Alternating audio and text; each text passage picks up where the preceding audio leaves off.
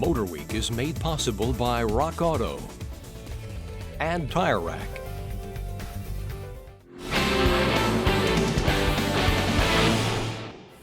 While not all of our early test cars survived the test of time, a few stand out as important milestones on the automotive timeline.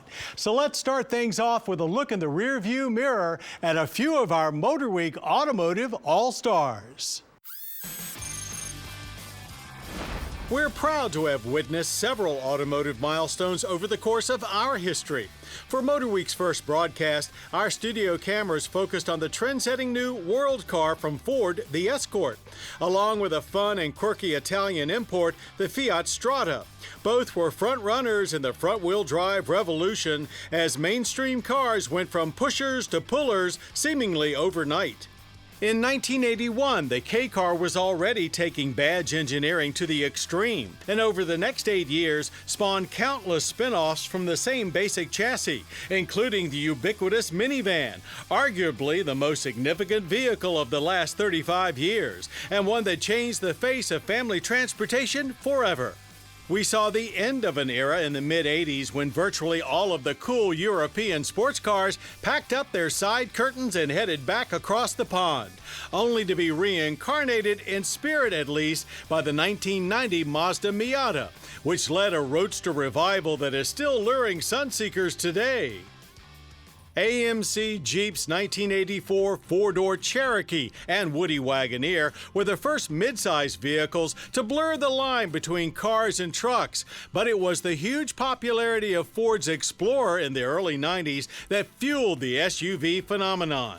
The 1982 Honda Accord hit the streets just a month before our premiere broadcast. The first Japanese brand car built in America, that Accord was everywhere in the 80s, and with good reason. As a total package, this Honda tended to be much more than the sum of its parts. In short, the Honda Accord is a very competent family car.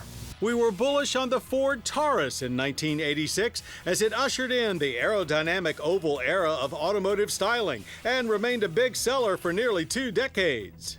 Our early exotic car adventures in cars like the Bitter, DeLorean, and Lancia Zagato whet our appetites for world-class performance, while the debut of a new Chevy Corvette for 1984 signaled at long last America's arrival in the modern sports car corral. Our first drives in the Porsche 911 and BMW M3 became our performance benchmarks for years to come and set a high bar for other sports cars to reach for. The out-of-this-world Porsche 959 and Ferrari's fabulous F40 both blew our minds, delivering ultimate performance unheard of just a few years earlier. The Corvette ZR1 fulfilled our desire for a uniquely American high-performance icon in 1990. Dodge followed suit with the Viper a year later, and the modern horsepower wars were born. But amazingly, all of them are yawners compared to today's crop of muscle cars. In fact, we remember when the baddest car in the land was a slab-sided sedan. Come to think of it, that's still true. Subaru may have laid claim to the first sport utility wagon in the 90s with the Outback, but if you ask us, that segment buster status was won by the AMC Eagle more than a decade earlier. By our reckoning, Toyota's RAV4 was the first true crossover utility, blending a car-like unibody chassis with an SUV stance and versatility in a compact garage-friendly package. GM's EV1 showed the promise of clean, efficient electric power, but its original heavy lead-acid batteries were anything but.